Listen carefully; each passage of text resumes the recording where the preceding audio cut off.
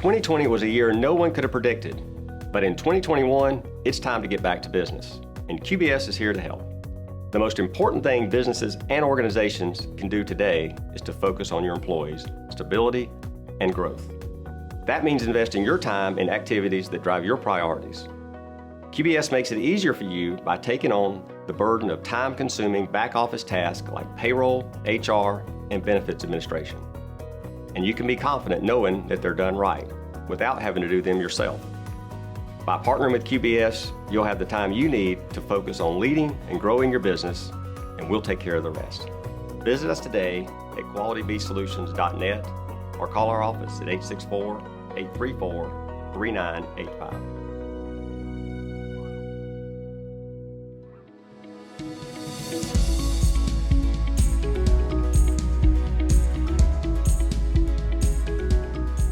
Hello everyone, I'm Rick Jenkins and I'm the publisher at SC Biz. We're the media company that serves more than 100,000 high-level business executives throughout South Carolina. Welcome to SC Biz TV and welcome to our annual Economic Outlook event. Today we'll be talking with South Carolina Lieutenant Governor Pamela Evette. But first, here to shed some light on how things look in the Upstate is John Lummus. John is the CEO and President of the Upstate SC Alliance. The Alliance is a public-private regional economic development organization. John's job and his team's is to promote the 10-county upstate of South Carolina as a dynamic place to do business, and they do that with companies all over the country and really all over the world. John Lummus, welcome.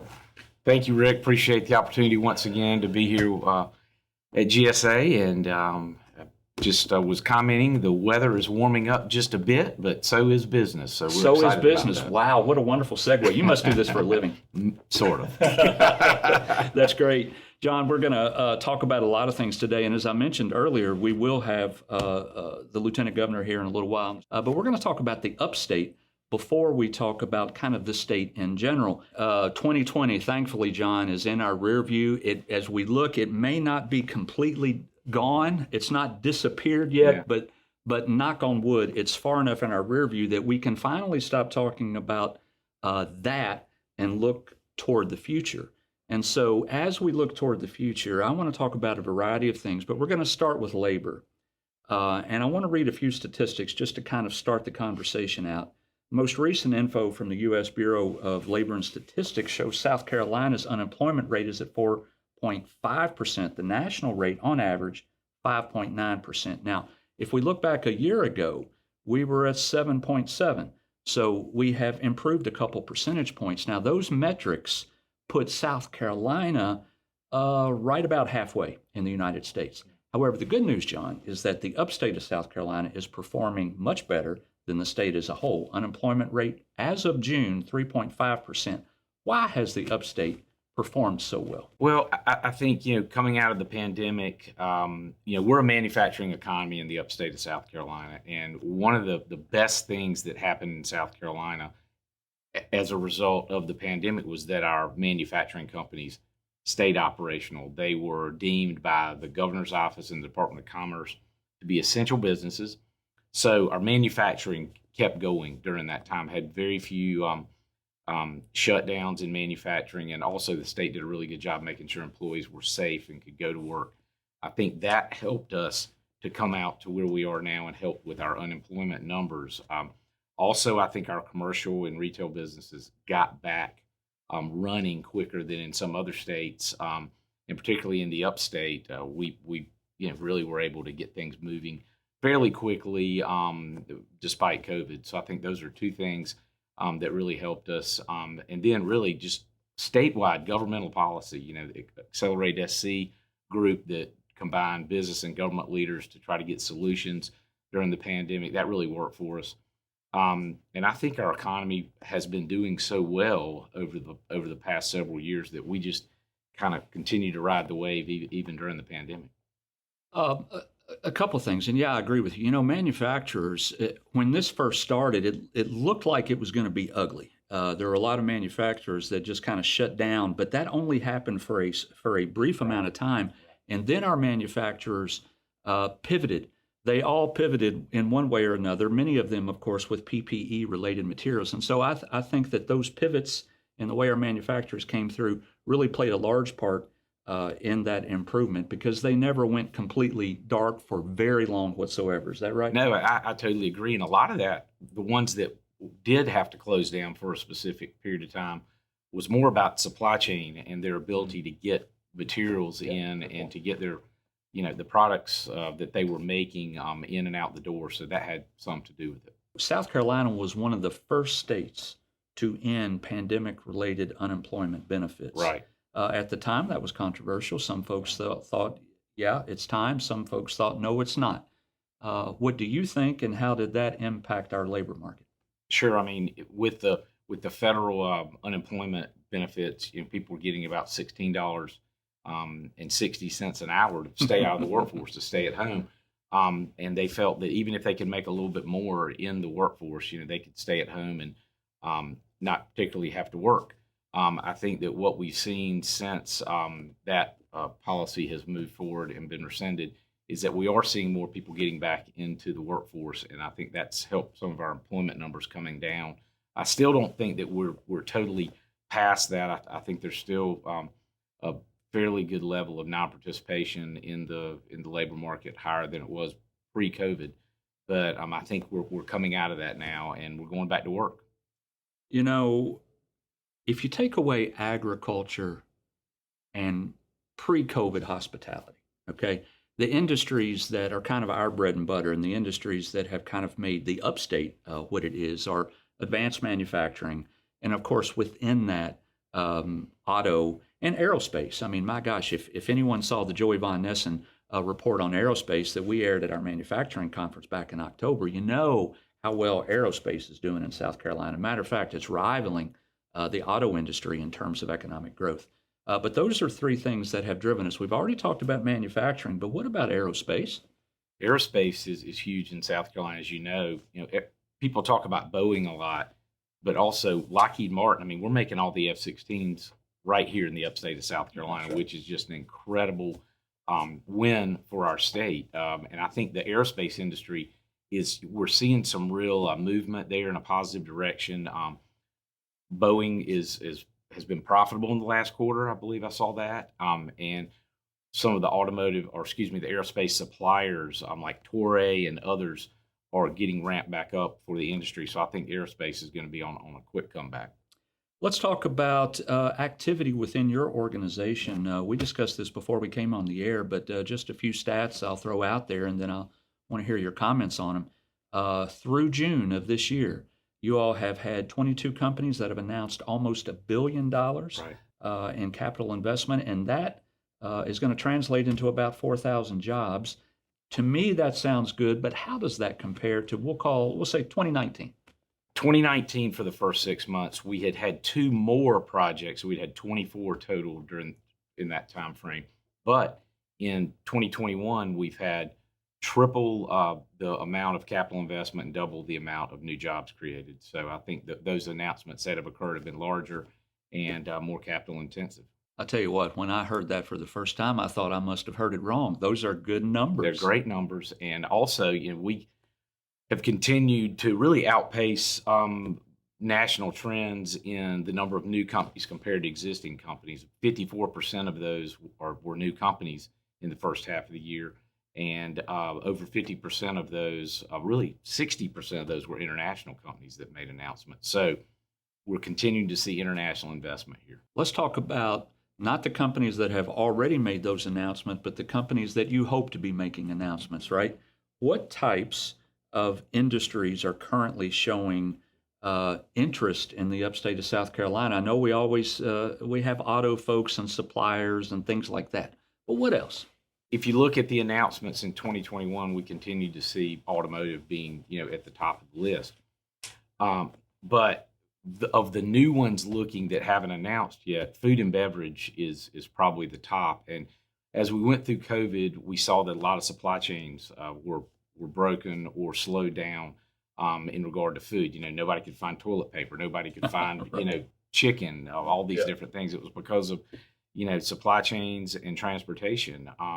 So what we're seeing is a lot of companies that may not have had an East Coast presence now want an East Coast presence. You look at where we're located, on the East Coast. We're halfway between Charlotte and Atlanta on I-85, halfway between New York and Miami.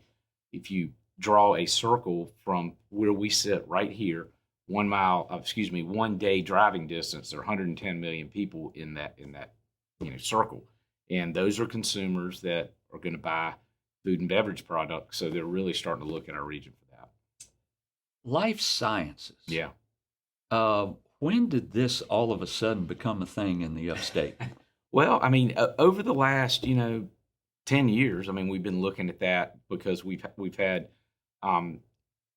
Prisma Health doing a lot of things with clinical trials and things of that nature. We have, the University of South Carolina Medical School here. That causes there to be interest in our region because we have the facilities and the research capabilities to support these life science companies. Also, we saw, during the pandemic that some PPE companies wanted to be closer to here, again, to get to those markets. So we had several announcements throughout the region. So that's been a big thing for us as well. We cannot have, and we talked about pay rates and wages and that type of thing. We cannot ever have a conversation like this without having a workforce conversation that goes along with it. Right. We have been having a workforce conversation in South Carolina forever. This ain't your daddy's manufacturing anymore, right? That's right. It's new kinds of jobs that are higher tech. We need folks. We got tons of jobs and they pay great. What are you guys doing to fill those jobs? Well, and just to go back just a little bit, every prospect that we have, their first question is workforce. They cannot operate and be successful here if they can't find the people to work for them that are going to be trained and skilled. So back in April of 2019, we launched Move Up, which is an initiative for talent attraction. At that time, our unemployment rates were about 2%. Employers were having a really hard time finding skilled professionals to go into these jobs. And so we started a initiative with a website that connected job opportunities, people to job opportunities, and then also talked about quality of life. And we targeted 10 different regions across the U.S. Did digital targeting and marketing there, try to get people interested in coming here, taking jobs, and moving to the upstate of South Carolina. Going forward, about March of 2020, the unemployment rate was about 12%. So we started looking at, why are we trying to recruit more people in here? Why can't we do something to help the unemployed and underemployed, as well as the employers? So we started Skill Up, and that is a part of the Move Up website that allows people to look for job opportunities, and then it will send them to the skills that they need in 15 in-demand job areas and the certificate training that they can get through our technical and community colleges. And then that will lead them back to the job that hopefully they would be able to, have the skills to do. But you're right, manufacturing jobs in particular are so much more complex. It takes a high level of training, and you really just have to get people to go into those programs to be able to have the skills to do these jobs. Okay, tell me this, and we'll get back to the other here, and just a couple more things, and we'll get you out of here. What makes the Upstate, and a lot of us know this, but I want to hear you say it, what makes the Upstate so attractive to investors? Well, I think a number of things, but I mentioned one of them already. It's our location and our accessibility. The markets that we have within 1 day driving distance, again, 110 million people. We have an incredible interstate network. We have the port of Charleston. We have the inlet port. Everything is in place for companies to be successful here from a market and access standpoint. That's one. Number two, our workforce. We have a fantastic workforce here. South Carolina does a wonderful job through the technical colleges and Ready SC program in training people for jobs. So that's huge. Our international companies and the success that they've had in the region, Michelin, Bosch, ZF, BMW, go down the list. These are companies that have come here, invested millions and billions of dollars, have been incredibly successful, and that allows other companies, international companies, to feel like they can come here and be successful as well. Another thing, we're a right to work state. We're the normally the lowest percentage of unionized workers in South Carolina, and that's a big thing for companies looking to come here domestically and internationally. So that's another big thing. And lastly, our quality of life. I mean, we have great quality of life in the Upstate. Certainly do. Just the beauty, the cities, the great things that we have going on here, and our climate. It's great. Other than today, it's 98 degrees outside. That's okay. Better than negative 40. That's right. You're right. All right, buddy, I'm going to get you out of here on this. Look into your crystal ball and tell me where we're going to be in 5 years here in the Upstate. How are you feeling about things? I feel great about it. I think we're going to continue to grow at the even greater pace than what we've grown already. We have over 30 people moving to the Upstate every day. I think our manufacturing is going to continue to be a leader here. I think we're going to be getting more companies supporting manufacturing and technology and innovation. I think we're going to continue to grow our innovation and entrepreneurship culture here, and that's going to lead to more startups and more younger people wanting to come and live here. And I see it being limitless. John, thank you. Appreciate you being here, folks. Yes, that sir. is John Thank you. Lummus. He is the president and CEO of Upstate SC Alliance, and I appreciate him being here to talk about the economic outlook for the Upstate of South Carolina. But don't go anywhere. Right after this message, we'll be right back, and we'll be talking to Lieutenant Governor Pamela Evette, and we'll be having a little bit larger discussion on the state of South Carolina. So we'll see you back here in just a minute.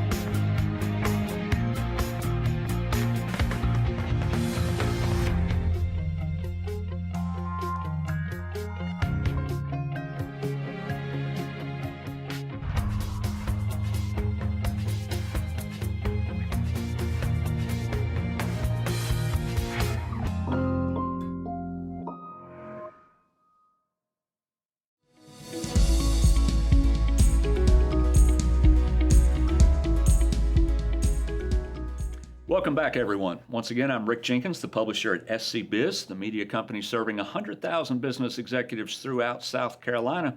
I'm glad you could join us today for the annual South Carolina Economic Outlook here on SC Biz TV. We just heard from John Lummus, who is the CEO and president at the Upstate SC Alliance. And now to help me with the conversation about South Carolina as a whole is our Lieutenant Governor, Pamela Evette. How are you? I'm doing great. Thank you so much for having me here again.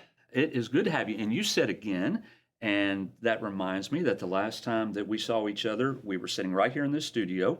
We were joined by Sarah Lyles, Executive Director, Palmetto Pride, to Yes. talk about litter, which is a passion of yours. It is a passion of mine. I don't think people realize the financial impact that has on our state. That's right, and we discussed that. And folks, you can check that out on SC Biz TV. It's a great video. As a matter of fact, it struck a chord with our viewers because it does have several thousand views. But this video is going to strike a chord as well because we're talking about economic outlook for South Carolina. And what we're going to do is we're going to start out with U.S. News and World Report. Every year they do an economy rankings where they kind of rank the states. And this is one that I put a lot of credence in. I think it's a good one. There's tons of them out there, and everyone can go and you can find the one that you like. But this is one that I like. And these rankings rank states by stability and potential. And they use three factors to come up with these: business environment, job market, unemployment, and economic growth. And we're going to start with the business environment. We ranked 28th in business environment. Well, first of all, before I say that, we ranked 18th overall. Okay, now I think that's pretty good. I'd hoped for a little better. No, I think it probably is a little bit better.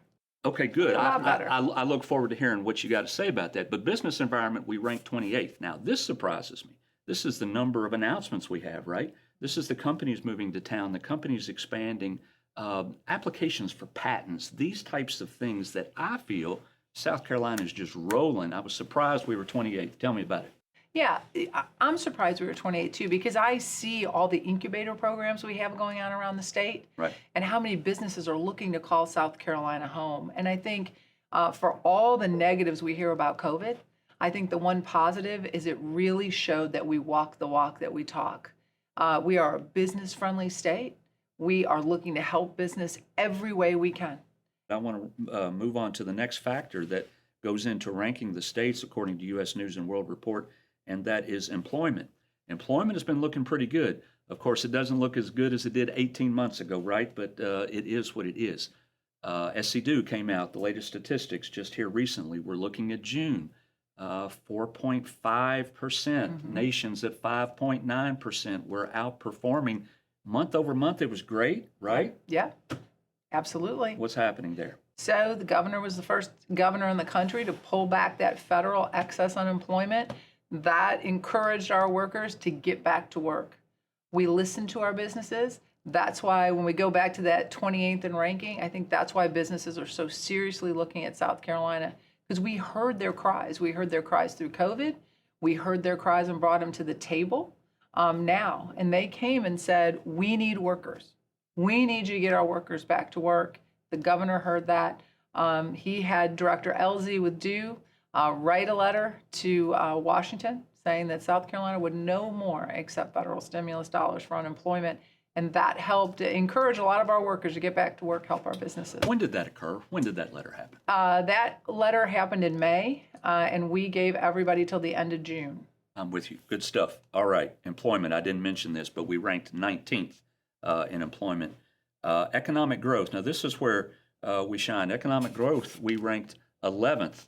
And this is basically comparing the GDP, the state's GDP from Q4 to Q1. Okay? But what say you about number 11 for economic growth? I think it's great, and I think we're going to see it just steadily go up from there. Like I said, we have more businesses, not just here in this country, but across the globe, that are saying South Carolina is where we want to be. Right. You know, we went into the pandemic with a surplus, about $2 billion. Lots of states can say that. Very few states can say they came out of the pandemic with a surplus. But we can say that here in South Carolina, and we did it by not shutting down. What we knew we need is our manufacturers here. Manufacturers, man, did they do a good job over the past year, right? It started out rough. You know, when this all started and, BMW shut down for just a little bit, some of the facilities shut down. I think BMW shut down for a little bit. Due to supply chain, though. Yeah, that's right. But it wasn't very long. It wasn't very long. They got up and running again pretty quick. But I tell you what they did do, and I was proud to be a South Carolinian. They all pivoted. They all pivoted for, that word came part of our lexicon more and more over the last year, a pivot, right? But they pivoted. They went to this PPE production, and they did a stand-up job. Manufacturing came through it like a champ. Yes, they did. And you know what? Isn't that what America was built on? Yes. Having ingenuity and grit and being able to pivot when times got tough. Right. And that's what we saw again. That same American innovation, being there, stepping up to the plate and doing what we needed. Just pitching in. Right. Pitching in to help. Manufacturing, it's our bread and butter now, right? What's it look like going forward? How you feeling? I'm feeling great. And I think it is our bread and butter, right? And we have the best colleges and technical colleges in the country. So when I'm with my other counterparts from across the country, I brag about our technical schools because we have laser focused on how to produce a workforce. Yep. So you and I have talked about Team South Carolina. When I talk about it with my counterparts from across the country, the secret in that sauce is the fact that we bring business to the table as part of Team South Carolina. Yep. And we listen to them, right? The governor has done that with Accelerate SC. And when I was just sitting on the other side of this, as a business owner, I used to always say that. Like, why does government not bring us to the table? We could play such a critical role in telling them what we can do and can't do. And that's what we've done here in South Carolina. We keep bringing business to the table. We do that with our technical colleges. So we're turning out the workforce that our manufacturers need.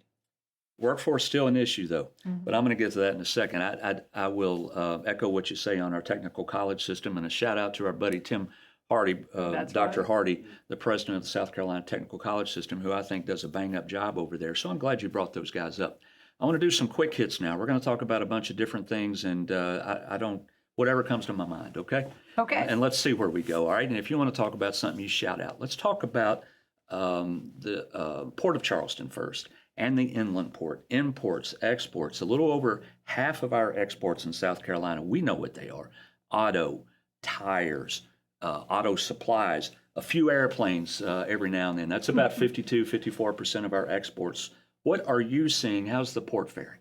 The port is doing well, having great years, looking for even, more robust year here in 2021. And so we couldn't be more proud, right? When you see those big container ships coming in, now we can do two of the biggest ones passing each other side by side. Right. It's amazing. Again, this goes back to Team South Carolina, right? Having Senator Graham, Senator Scott up there in D.C. fighting for that money with the Army Corps to make sure that our port is operating tip-top. And again, why do we look attractive to manufacturing? Why do we look attractive to the life science world? Because we can get product into our ports and out of our ports. All right, let's keep moving. Housing market. You're talking about something that is just booming, right? Let's see what this number is. Up 54% year over year. Residential building permits. Talk to me. Oh, yes. I mean, we all see it in our local communities, don't we? Yeah. I call Travelers Rest home, and you go down a country road that was just fields and pasture, and all of a sudden there's 100 homes about to be built. Right. People love it. South Carolina is beautiful. From the mountains to the seas are beautiful, and everything we have to offer in quality of life and business opportunity. So that goes right along with our business growth. Business is growing. People are looking for a place to call home that they can really relate to. And I think the good common sense policies we have here in South Carolina are really attracting a lot of people from up north. We talked about workforce a minute ago. We talked about it in relation to manufacturing. Lieutenant Governor, we have had a problem in this state for decades now, a workforce issue, right? And it is disappointing in the sense that, man, do we have good jobs out there. We do. Manufacturing jobs, and I always say this, I said it to John, the manufacturing jobs, folks, that we have, this ain't your daddy's manufacturing anymore, right?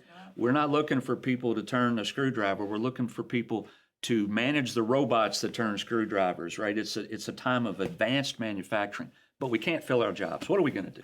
So first of all, the governor and I, we have used our bully pulpit, right? We have used our stage to talk and change the minds of not kids, parents, guidance counselors, right. grandparents. Right. That's who needs to understand what the new look of advanced manufacturing. And you said it right. This is not the dangerous, dirty, hot environment of the 60s and the 50s, right? Now we are looking at, you walk through BMW. You can eat off the floor. You can eat off the floor. Right. People aren't bringing in a toolbox, they're bringing in a computer. Yeah.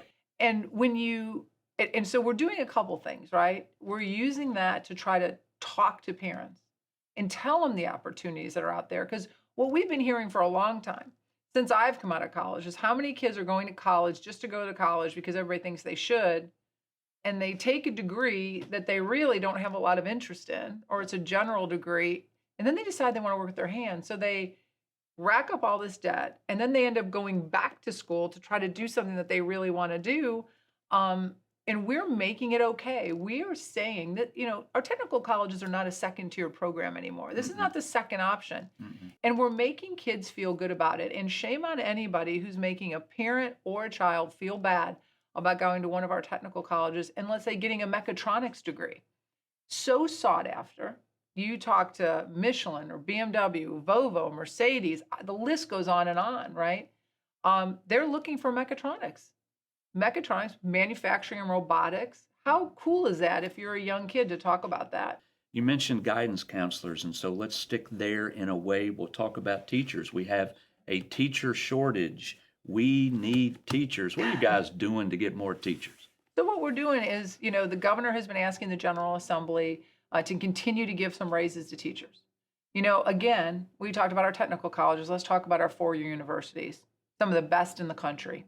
We want to keep that talent that we're creating right here in South Carolina. And you can't blame somebody who graduates with a teaching degree that has this passion, right, born in them right out of college. We all know what that's like. If you're going to get paid more to go to North Carolina or Georgia, why wouldn't you? So we need to get their teacher salaries up. We need to make sure that we're incentivizing good teachers. Then why aren't we? We are. Every year we have given teachers more and more raises. We're going to continue to do that. We were primed with the surplus to really do that and give a boost. And of course, unfortunately, COVID happened, but we're back to it. Minimum wage. What are we going to do with the minimum wage? You know what we do? We keep our economy robust. You don't need to have a minimum wage when you have a thriving economy. Because just you and I, an example, if we're both competing for the same worker, you're going to pay 10, I'm going to have to pay 10.50. If I'm paying 10.50, you're going to have to pay 11, right? If you have a vibrant, growing economy, and we were seeing that. I saw that in my own business when I was sitting in the private side. If I'm going to compete for good quality workers, then I'm going to have to raise the bar. I'm going to have to compete with the businesses around it. So that's what our administration is proud of, keeping business flourishing. Because when you do that, you don't have to talk about minimum wage, right? The market will handle that. It will organically grow on its own. There's a lot of people out there that don't agree with that. Okay. So talk some more about it. Why not? Well, because I think there are some positions. Let's talk about our high schoolers that we really want to get back into the market, right? Right. Those jobs are not meant to feed a family. They're not meant to, renting an apartment. So you're going to lock employers into paying an entry-level high school worker $15 an hour. There you go. Now that's the answer I wanted. There you go. That is the way I feel about it exactly. Not that it matters what I feel. However, to me that's the answer. Or that's the answer to this question, and it is protecting small business. That's where I come from. What will happen? And we're seeing that already, right? If these states that have enacted these high minimum wage, you see McDonald's, right? You see Burger King. Everything's turning automated. You're walking in, you're keying in your own order. You're taking those job opportunities away from the people we're talking about needing it most, which is our young people. And you're right, small businesses have a very small budget. They are operating within their means. It's not easy for them. Okay, good. COVID. We are going the opposite direction. I'm going to tell you, I looked at some statistics this morning, and I'm going to talk about U.S. as a whole, okay, and then South Carolina. But U.S. as a whole right now, and I don't remember the exact number, okay, but in terms of average daily reported cases is higher today than it was a year ago. Now, in South Carolina, it's about the same. We have one of the lowest vaccination rates in the country, bottom 10. What can we do to curb this and keep it from getting out of control again? So we need to do what we've been doing. I'm very passionate about giving people the right information, letting them know what they can do to stay safe, letting them know the vaccine is available to them, encouraging them to talk to their doctors. But people have to make their own decisions. And that's what we're doing. We're giving people all the information to keep themselves safe and to make good decisions for themselves. What are you and the governor going to do if things continue to get worse? And when I say things, I'm talking about cases. Thankfully, folks, deaths have not gotten worse, which I find very interesting nonetheless.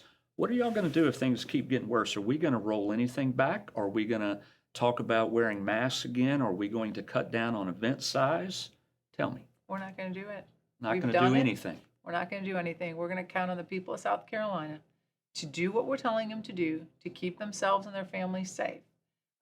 We saw states that have rolled back. You look at states like California that are still rolled back.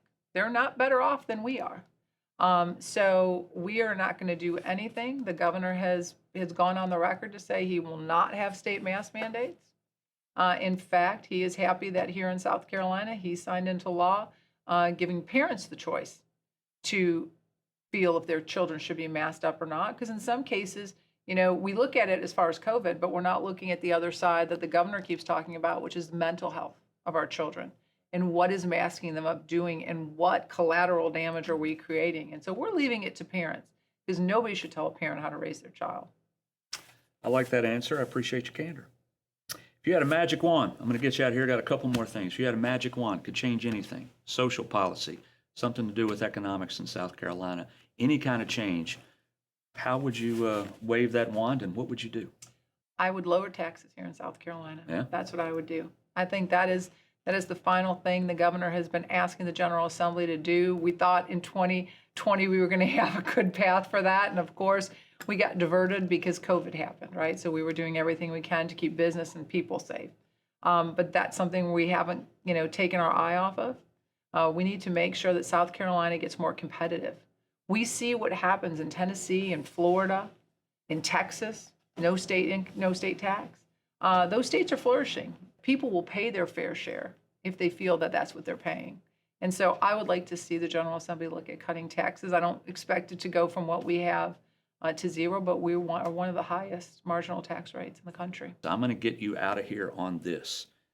Crystal ball, get that crystal ball out. Okay. And tell me, what is South Carolina going to look like 5 years from now, 10 years from now? Where are we going to be? What's our bread and butter going to be in a decade? I mean, what do you think? I think you're going to see advanced manufacturing grow. I mean, when you look at what happened to us when textiles left, right? Advanced manufacturing filled that void. We are leading the globe in advanced manufacturing, and we have some of the best businesses in the world right here in South Carolina. I think you're going to see, I'm looking at that crystal ball, you're going to see life science coming here. We're going to do some very innovative things, changing the health and just the longevity of people's lives. That kind of thing is going to happen right here in South Carolina. And I think aerospace with Boeing, Boeing, the last time I was here, we talked about what was Boeing going to do. The rumor mill is they were going to close either Washington or Charleston. Right. That's right. And what was my prediction? It would all come to Charleston. You had it. And I think that's what you're going to see too. This is just the best place to live, work, and raise your kids. And the secret's out. So those of us that are here, hunker down, I think we're going to get a lot of new friends moving around us. We are no longer a hidden gem, right? No, we're not. No longer a hidden gem. Folks, that is Pamela Evette. She is South Carolina's Lieutenant Governor, and she is here sharing her insights for our annual South Carolina Economic Outlook. And we appreciate you being here. Thanks so much. Thank you so much.